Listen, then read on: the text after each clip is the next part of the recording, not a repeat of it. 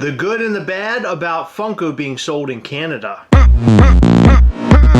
If you live in the US, I still would really appreciate if you would watch this video because I want everyone's opinions. I think it's important for us as a YouTube channel, but more importantly, all of us as a community to advocate for those in Canada who are newly getting Funko.com treatment. Yeah, so this is a brand new thing. Funko is now selling to Canada, something that we have been begging for many years, talking about us. Yeah. Specifically on the channel, saying, Funko, why aren't you doing this? It's crazy to me because they have Funko Europe, but they don't have Funko Canada, which is like right up there. I don't know. Maybe it's there or there. It's somewhere. I don't know. They're north of us. Anyway, we've been begging for it, and Canadians have been begging for it as well. And so Funko has actually, they've done it. They're doing it now. It's a thing. Finally, after all this time, the last time we talked about this, we wondered, why did it take them so long? Why did it take this long for it to actually happen? Especially when we're sort of over the hump with Funko. Like Funko was at like the tippy top. And then the pandemic happened and everything started crashing down around 2021. Well, maybe that's why. Right. So a lot of people were assuming that's why, because Canadians want Funko products and Funko's like, we got to sell more Funko products, so let's open the doors up. Let's make this happen. Yeah. So here we are. Funko is now selling to Canada via Funko.com, whereas Canadians had to go through, like, second party in order to get Funko Basically, product. For the most part. I mean, they did have means of getting it. There are retailers that do ship to Canada. Hot Topic and Box Lunch being two of them. Right. Or one, if you see them as the same company, because they are sisters. That's right, they are, yeah.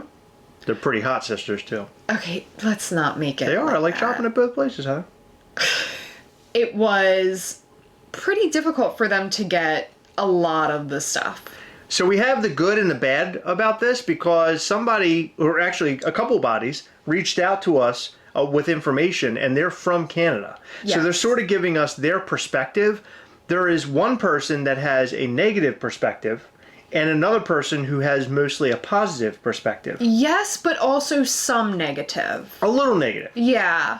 So I want to go over both of what these people are saying. Yes. What they have to say about it. But before we do that, I just want to let you guys know about our toy company called Mischief Toys. So check out Mischief Toys at mischieftoys.com. We have all sorts of cool stuff over there. You can go pick up stuff right now. We have shirts on there and hats and a bunch of other things in between. We don't have anything up for pre-order right now, do we? All the pre-orders have ended. They have. Because we're getting ready for New York Comic Con. So if you're going to be at New York Comic Con, come and visit our booth. We're going to be at booth 1070. And we're right over there by all the other big boy toy companies. And we're really, really excited about this. It's our biggest year ever. We're going to have exclusives every single day. Brand new exclusives every day. Which I don't know if there's any other booth that's going to offer something like that. Only a crazy person would come up with an idea like this. And that's me.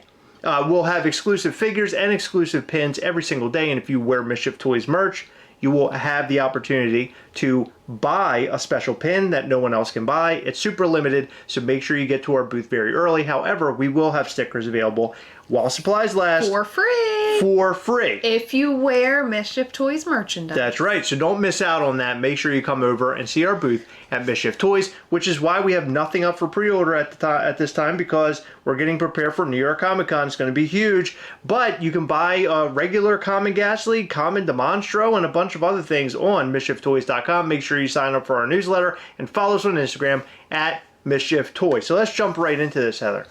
Canada, Funko. So what do we want to start with, the good or the bad? Let's talk about the bad. Well, let's talk about the bad. Yeah, everyone says that we're a negative channel, so let's talk about the bad stuff. Now, this does not come from us. This does come from somebody who contacted us on Instagram. I am so sorry. We didn't even ask if we could use your name.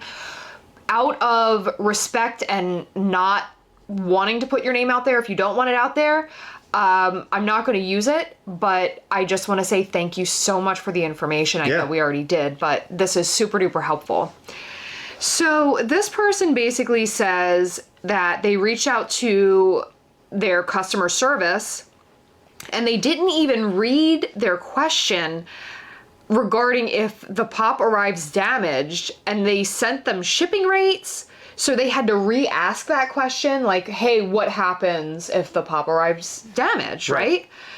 So the policy is all orders shipping to Canada are final and cannot be returned. But that still, in my opinion, doesn't really answer the question. Like, what if it comes heavily damaged? Are they going to replace it? So we still don't have We don't have that answer. As of right now, we don't even have that answer. No, and from what I understand, now, I thought that Funko in the US, it was all sales final, but apparently you can return within 30 days. Yes. But there's a 20% restocking fee. Yes, so we did see that on Funko.com, but when you go to Funko.com and you buy their exclusive, like when they do an exclusive, like on a special day, it says all sales are final. Yeah, so I'm not really sure where the refund policy comes in. Maybe it comes in terms of like buying random stuff on the website. I don't know. I don't know. I didn't read into it that deep, but that's what we saw was that there is a refund policy with the 20% restock fee. So then they say not all Funko exclusives are available to Canada. Which is interesting. It is. Like, I wonder why. And I know that there are rules against certain things, and I know this happens with NFTs. Remember, there are certain countries that cannot buy certain NFT drops, or NFT drops at all. So I don't know what the reasoning is for that. It's kind of weird. Yeah, so basically the person said a bit more about the return policy, right? So they just gave them some BS answer, and it literally is copy and pasted. So I'm going to read it out loud because this is crazy. We're so excited we are now able to help bring more of the fandom, fun, and fashion Funko and Loungefly are known for to our neighbors to the north. All prices on Funko.com and Loungefly.com are listed in US dollars. We have 2 support articles about the currency shown, which I don't even know why this is even being brought up because the person didn't bring that up in their email. Okay. And then it links the currency articles. They can be found in the support center and by using the support widget on the site located in the bottom right corner. And then here they semi-answer the question, but they still don't. We cannot assist with returning orders as orders shipped internationally are not eligible for returns. For more details on our return policy, link. I truly apologize for any disappointment or inconvenience. Basically, garbage. So as of yesterday, Funko did not answer. But I'm gonna read you their reply to this. So why should I order from Funko, take a risk on getting a damaged box, pay duties and shipping now that you finally ship to Canada if you are not willing to send a replacement for a damaged box and keep your customers happy? So this isn't like, hey, can I return it? It's like, what happens if it gets damaged? And that's a very good question. It is. I fully agree. I mean, this is something that we know that most collectors care about. I mean, I am an out-of-box collector myself. I don't typically care so much. However, if I'm going to a convention or something, I want an undamaged box because I probably will go and get it signed. Well, Funko also realizes that the boxes that these Funko Pops come in can be pretty brittle, especially nowadays, are very brittle. I think what they're trying to do is really stop people from doing a lot of returns because it cannot be cheap going in and out of the country. Yeah. I think that's the real reason here. And in fact, in the positive notes that we have from our friend, they mentioned that the shipping is $9.99. $9.95. $9.95. Yeah. Okay, so $9.95, and they actually made a note that is very cheap. Incredibly cheap. So Funko has somehow found a way to make it really cheap on Canadians. I'm really curious how they can get it that cheap because we get a pretty hefty discount on shipping rates for across the US, right, overseas to Canada. And I want to say I've never shipped to Canada below, I want to say the lowest I've seen in the last year was like 1995-ish or something. And I feel like I'm being very generous with that because for some reason I'm picturing like $21. So here's the policy for Canada shipping and damages. It says shipping is available across all of Canada for a flat rate charge of $9.95. Additional taxes, duties, and fees will be calculated at the point of checkout. You will see a separate charge for these fees after your order ships. Orders shipping to Canada do not qualify for free shipping. So that's what we just mentioned. All orders shipping to Canada are final and cannot be returned.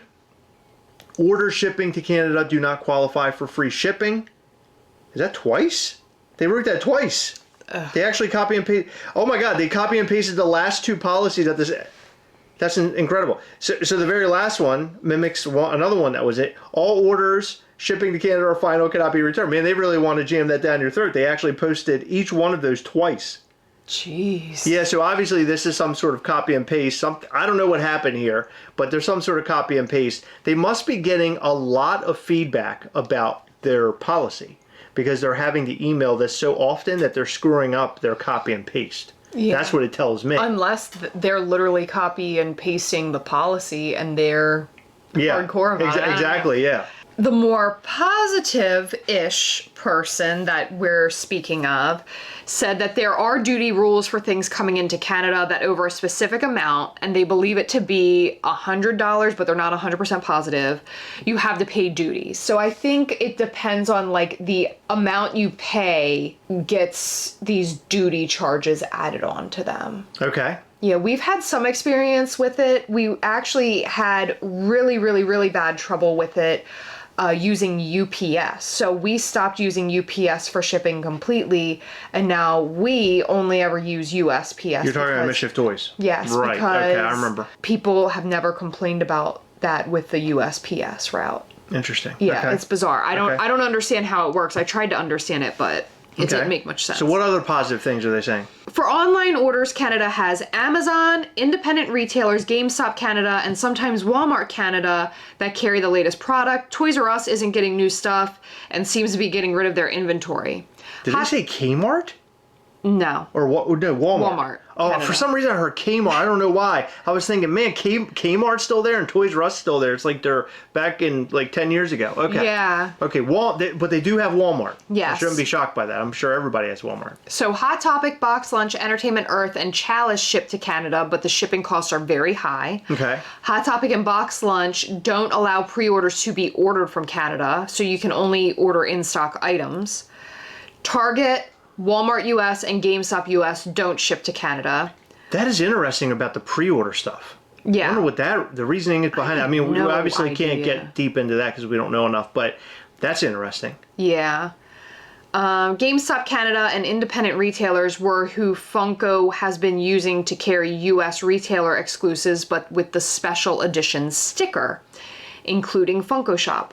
So for the consumer, they have more opportunity with Funko Canada to get the things they are looking for without paying third-party prices, because that is often how people from from Canada would receive items, would be through like third parties. Right. Or the special edition sticker if a retailer carried it. And nobody really wants a special edition sticker, let's be honest. Which is funny because I remember the first time we got a special edition sticker, we were super stoked about it. Yeah, because we hadn't seen it before. Yeah. But the new special edition stickers are a lot better. They are. They look good. But people really don't want them. Yeah.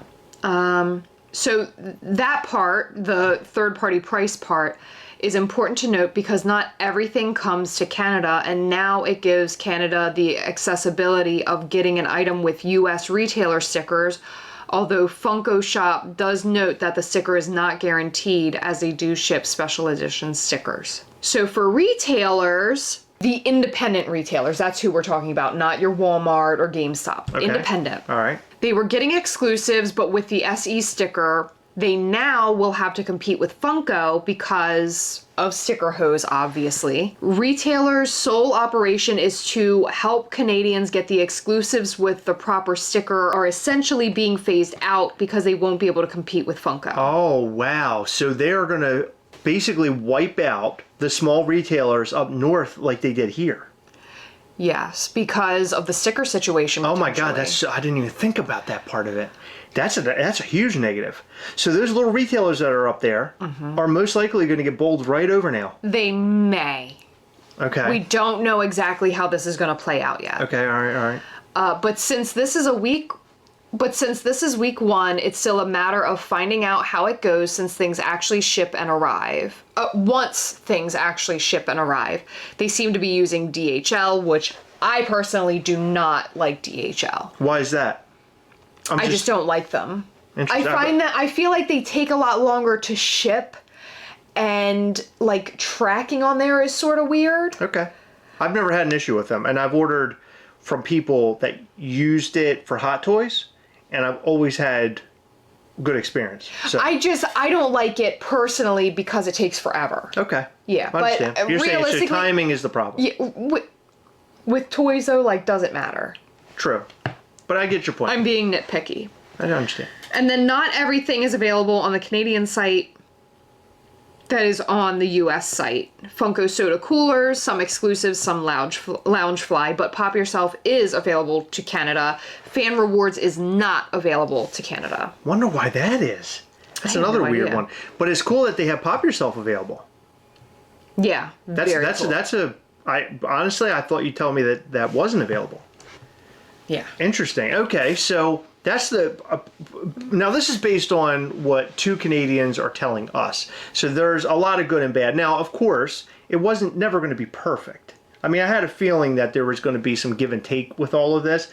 Even in the UK, there's a lot of give and take. Yeah. We've seen people complain about the boxes of fun were like sold during a different time, which in my opinion was actually a benefit. That's a positive thing, because if you're seeing the boxes being opened and it's stuff that you really don't want, then you're not going to order it Yeah. on the Funko UK website. So I don't see that to be a big issue. But I wonder if these exclusives, these pop exclusives, which I'm not paying attention to what Canada is doing, if they're going to get stuff on the same exact day that we get it, as an example. Interesting. Yeah, I'd be curious too. But it also comes down to them not getting everything either, right? That's what's being said here. Yeah. That they're not getting the opportunity to buy everything that the people in the States are. Yeah. So there's a lot of give and take here. I don't think anyone should be really complaining too hard, because they're actually doing it. Like they're actually trying. Yeah. But I do agree with the first person that was being a little bit more negative, which I understand why. Absolutely. The policy of this, what if my box turns up destroyed, then what happens? Like, you're telling me there's no refund policy, you're telling me, right, there has to be something. You have to be able to do something. The customer service person just kept citing, like, we don't do returns. And it's like, okay, this isn't really about a return. This is like, if my item shows up damaged, can you send me a replacement? I think they're being inundated with a bunch of questions. Yeah. There's a lot going on over at probably at Funko Canada specifically right now. It's probably very overwhelming for Funko. Look, I'm not trying to take up for them. I'm just saying this might be why they're responding to the way that they are. But they definitely need to get their hands around this. They definitely need to respond and not seem like a robot. That's a huge issue. But look, again, I think it's good that Canada is finally getting the treatment that they deserved like 100 years ago. I mean, Yeah. that should have been happening a long time ago. And here we are way later. Down the road. Let us know what you think about this in the comments. I do want to mention one quick thing. We actually conducted our interview with Brian Mariotti. We did. We talked to him yesterday. So right now, if you're watching this video, it's posted on Saturday. What's it? Saturday the what? 28th. 28th. Yeah, so Saturday the 28th. We actually did it yesterday, which would have been the 27th, Friday. We will be posting that video when Thrilljoy finally tells us when we can, because they have their marketing strategy and things set up for their business. So as soon as they can tell us that it'll go, we can put it out, we're going to put it out. We were face-to-face virtually with Brian Mariotti for the very first time, and I will say that it was a really positive experience. I think that he is a really great guy. When we had our conversation with him and talked to him, we didn't go into Funko a whole lot, but I did learn a lot from this interview about Funko, about Thrilljoy. There was some things that he had talked about that kind of blew my mind. Yes. I think this is going to be a really great interview. It's something that I have to go through and edit. There's some things that we need to cut out, dead air, Also, there were times where Brian, we were being disconnected. We had a lot of like really crazy things going on yesterday. I think it was due to storms or something. But it's a great interview, and I cannot wait for it to finally come out. As you know, we have a history with Brian Marotti from Funko. And for many years, we talked about how Brian absolutely hated us because we had heard things through the grapevine that he just was not a fan of myself, Heather, or this channel. But in this interview, you will see a completely different take. I honestly can tell you that he really does like us. I feel like he's liked us for a long time. And I think that there was a time in which he was very stressed at Funko. And a lot of things, he may have said something or he may have not, because we don't know. But if he did, I think it most likely would have been out of like stress and anxiety of being a CEO of a $1 billion company. I think that's a huge issue there.